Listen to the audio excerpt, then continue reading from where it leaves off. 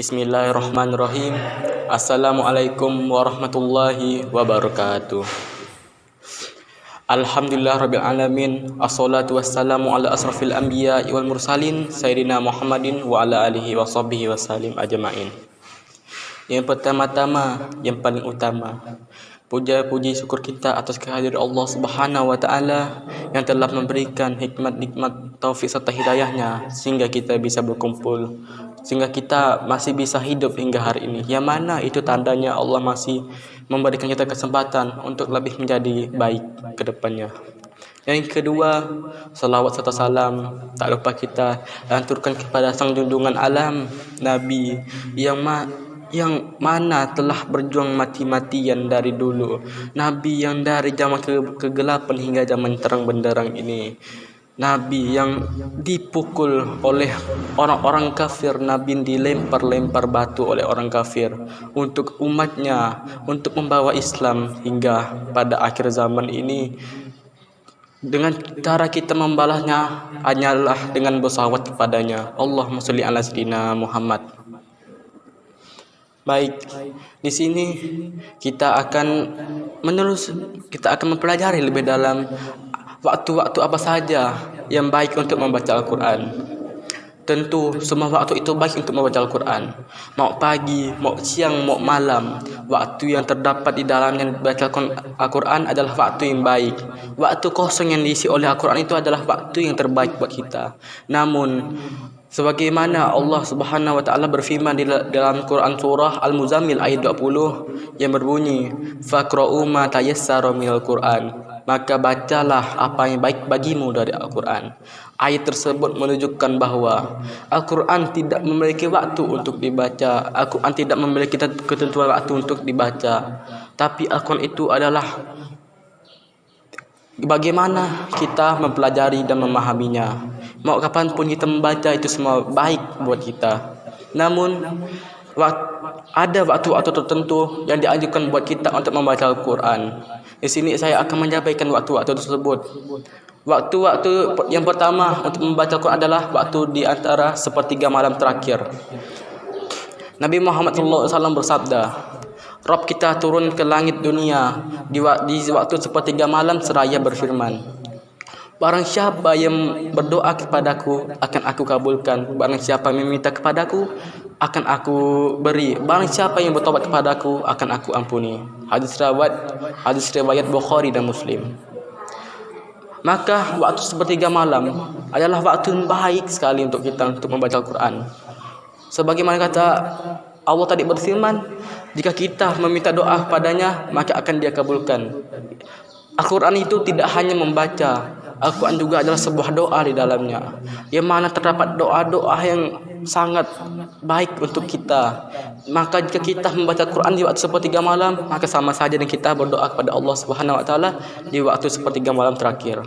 Yang kedua, waktu setelah subuh. Waktu setelah subuh adalah waktu yang baik untuk kita membaca Al-Quran, karena waktu subuh adalah waktu yang sangat tenang, yang menenangkan hati, di mana waktu subuh ini adalah waktu di mana pikiran kita itu masih kosong, pikiran itu masih tidak ada mikirkan apa-apa, karena otak kita masih fresh, maka istilah dengan Al-Quran. Yang ketiga, waktu setelah azan asar dan maghrib, waktu di antara asar dan maghrib. Waktu setelah asar dan maghrib adalah waktu yang sering Nabi Muhammad SAW isi dengan Al-Quran. Karena di waktu tersebut kita manusia telah menjalani berbagai rutinan pekerjaan kita. Kita telah menjalani kegiatan kita di siang hari, maka waktu di antara asar dan maghrib atau waktu sore adalah waktu yang kosong untuk kita. Waktu kosong adalah waktu yang tenang. Maka isilah waktu kosong itu dengan membaca Al-Quran.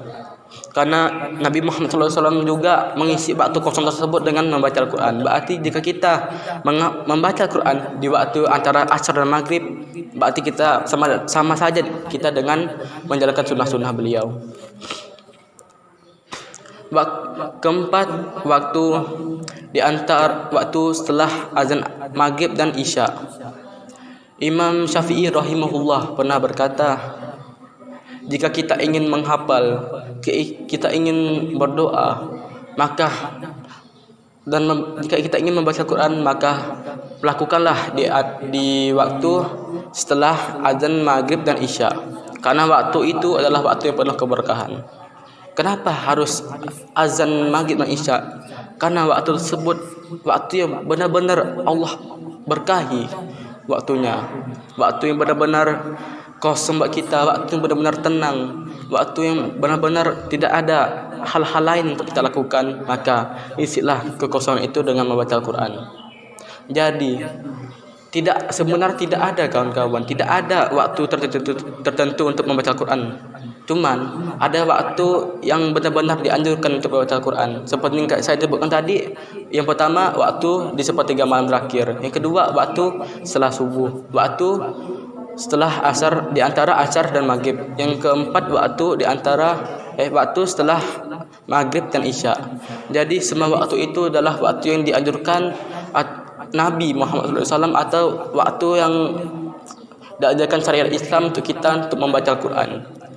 Jika kita mengamalkan amalan tersebut, insya-Allah hidup kita ini tenang. Karena Al-Quran itu tidak hanya membaca, Al-Quran itu berisi pedoman-pedoman hidup. Al-Quran itu berisi ketenangan di antara ayat-ayatnya. Al-Quran itu berisi sebuah firman-firman Allah, berisi sebuah kisah-kisah Nabi terdahulu, kisah-kisah orang terdahulu, yang mana jika kita membaca Al-Quran, kita membaca sama dengan kita membaca kisah-kisah orang terdahulu, kisah-kisah orang penuh teladan yang memberikan contoh untuk kita untuk menjadi lebih baik ke depannya.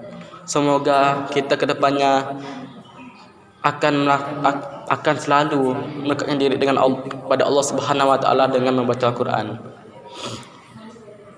Tidaklah bagus manusia, tidaklah baik manusia jika seumur hidupnya tidak pernah membaca Al-Quran. Sekian yang bisa saya sampaikan di akhir kata. Nun wa qalami wa maisturun fasabiqul khairat. Assalamualaikum warahmatullahi wabarakatuh.